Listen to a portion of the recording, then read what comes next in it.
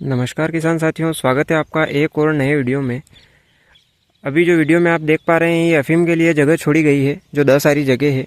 और ये अभी गोबर का ढेर भी देख सकते हैं, इसको अभी बिखेरना बाकी है। तो किसान साथियों, आज के वीडियो में हम बात करने वाले हैं अफीम में देने के लिए बेसल डोज के बारे में। जो सबसे बेस्ट तरीका होता है बेसल डोज देने का, जिसमें आपको फफूंदीनाशक भी देखने को मिलेगा और कीटनाशक भी देखने को मिलेगा। और जो सूक्ष्म जीवाणु होते हैं, जो सूक्ष्म पोषक तत्वों को उपलब्ध कराते हैं, वो बैक्टीरिया भी आपको देखने को मिलेंगे। तो ऐसा कौन सा कॉम्बिनेशन है वो मैं आपको एक वीडियो में बताने वाला हूँ आगे। तो वो बेसल डोज आप डाल सकते हैं। लेकिन किसान साथियों, बात यह है कि ये जो बेसल डोज है ये पूर्णतया जैविक होने वाला है, यानी सारी चीज़ें जो हैं वो ऑर्गेनिक बायो होने वाली हैं, ताकि इसका कोई साइड इफेक्ट अफीम में देखने को ना मिले और कोई भी फफूंदीजनक बीमारी ना आए। क्योंकि इस बायो फंगीसाइड होते हैं वो ज़मीन में अपने आप फैलते रहते हैं। अफीम की फसल में बहुत सारी बीमारियां जो हैं ज़मीन के माध्यम से आती हैं, ज़मीन की वजह से आती हैं, ज़मीन से फफूंद उठती है। वो सारी बीमारियां आपको देखने को नहीं मिलेंगी, क्योंकि इसमें हम 2 फफूंदीनाशक ऐसे हैं बायो में जो हम ज़मीन से देने वाले हैं। तो किसान साथियों, आइए बात करते हैं अफीम में देने के लिए सबसे बेहतरीन बेसल डोज के बारे में, जिसमें सबसे पहले मैं आपको एक एक करके सारे प्रोडक्ट दिखाता हूँ। तो किसान साथियों, अभी आप वीडियो में देख सकते हैं, सबसे पहले जो ये एजोमेक नाम से आपको दिख रहा है, मैं आपको ठीक से दिखा देता हूँ। ये एजोमेक नाइट्रोजन फिक्सिंग बैक्टीरिया होते हैं किसान साथियों, जिनको एजेटोबैक्टर कहा जाता है। इसमें लिखा भी है नाइट्रोजन उपलब्ध कर देने वाले जीवाणु। तो किसान साथियों, सबसे पहला ये प्रोडक्ट है जो हम ज़मीन में देने वाले हैं। अफीम की फसल में शुरू से लेकर आखिरी तक जितना भी नाइट्रोजन लगता है ये फिक्स करके पौधे तक पहुंचाता है। सिर्फ यूरिया देने से काम नहीं चलता, उसको फिक्स करने वाले जीवाणु भी होने चाहिए खेत में, जो कि पौधे को नाइट्रोजन उपलब्ध करवाते हैं। तो किसान साथियों, इसमें जीवाणु हैं, सूक्ष्म जीवाणु, जो पौधे को नाइट्रोजन उपलब्ध करवाते हैं। उसके आगे बात करते हैं केबेक, जिसमें पोटाश मोबिलाइजिंग बैक्टीरिया है।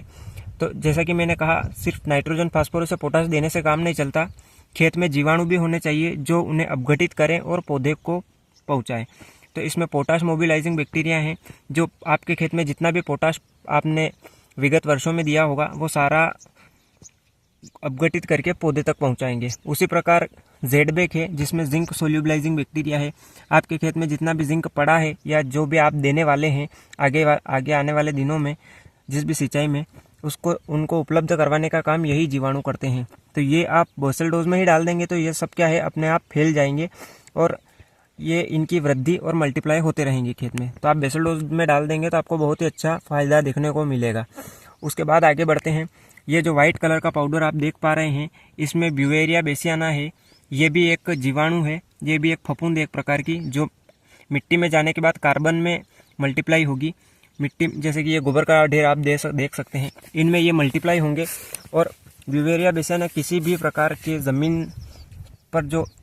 ज़मीन के अंदर जो कीट होते हैं उन्हें आसानी से मार देता है, उनके अंदर घुस जाता है। और ब्यूवेरिया बेसियाना ज़मीन के अंदर पाए जाने वाले कीड़ों को मार देता है, जिसमें व्हाइट ग्रब हो गया, सफ़ेद लट जिसको हम बोलते हैं, उनको भी ब्यूवेरिया बेसियाना मार देता है। तो ज़मीन के माध्यम से जो भी कीड़े उत्पन्न होते हैं जो फसल में नुकसान करते हैं अफीम की फसल में, उनको ब्यूवेरिया बेसियाना मार देता है। और ऐसा ही नहीं कि ये डालने के बाद खत्म हो जाएगा, ये फैलता रहता है ज़मीन के अंदर। और इन सारे बायो प्रोडक्ट्स के तहत ये भी चल जाता है और कोई दिक्कत वाली बात नहीं आती है। उसके बाद हम फफूंदीनाशक की बात करते हैं किसान साथियों, जिसमें पहला फफूंदीनाशक जो हम लेने वाले हैं वो लेने वाले हैं सूडोमोनास फ्लोरेंसिस। सूडोमोनास फ्लोरेंसिस के बारे में मैंने एक डिटेल में वीडियो बनाई है, मैं इसमें भी आपको बता देता हूँ। सूडोमोनास ज़मीन से आने वाले जो भी फफूंदीजनक रोग हैं उनको नहीं आने देता है, और ये फास्फोरस को उपलब्ध भी करवाता है। और जितने भी बैक्टीरियासाइड जो आप डालते हैं, जिनको माइसिन बोला जाता है, वेलिडामाइसिन, स्ट्रेप्टोमाइसिन, उन सब का काम यही करता है। तो इसको आप बेसल डोज में ही डाल देंगे तो आपको कोई भी माइसिन ऊपर से डालने की ज़रूरत नहीं पड़ेगी। और सबसे बढ़िया बात कि इसको एक बार डालने के बाद ये अपने आप ही ज़मीन में पनपता रहता है। तो आप एक बार सूडोमोनास फ्लोरेसेंस को डाल देंगे तो उसके बाद आपको कोई भी माइसिन या आपकी अफीम की फसल में कोई भी वायरस जनित बीमारी नहीं आएगी, क्योंकि ये बहुत ही बढ़िया बैक्टीरियासाइड है और ये पीजीआर का काम भी करता है। उसके आगे बात करते हैं, लास्ट सबसे जो फफूंदीनाशक है वो है ट्राइकोडर्मा, जो विल्ट जैसी समस्याओं और जड़ गलन जैसी समस्याओं में सबसे बेहतर रिजल्ट देता है।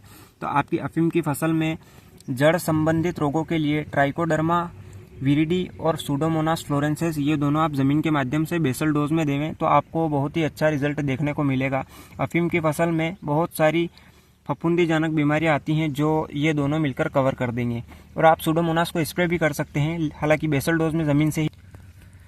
किसान साथियों, इन सब के अलावा एक और चीज़ जो बचती है, जो आपको देना ज़रूरी है बेसल डोज में, और जो इन बायो प्रोडक्ट के साथ आसानी से चल सकती है, वो है माइकोराइज़ा। माइकोराइज़ा भी आप बेसल डोज में डाल सकते हैं। 10 आरी में आप 4 किलो माइकोराइज़ा किसी भी कंपनी का ले सकते हैं, चाहे वह टाटा का रेली गोल्ड हो या किसी अन्य कंपनी का भी ले सकते हैं। ये जो नीचे आप थैली देख सकते हैं, ये भी माइकोराइज़ा की ही है, ये जो नीचे पड़ी है। तो आप कोई सा भी माइकोराइज़ा 10 आरी में 4 किलो के हिसाब से डाल सकते हैं। तो किसान साथियों, आज के वीडियो में इतना ही। मिलते हैं अगले वीडियो में नई जानकारी के साथ।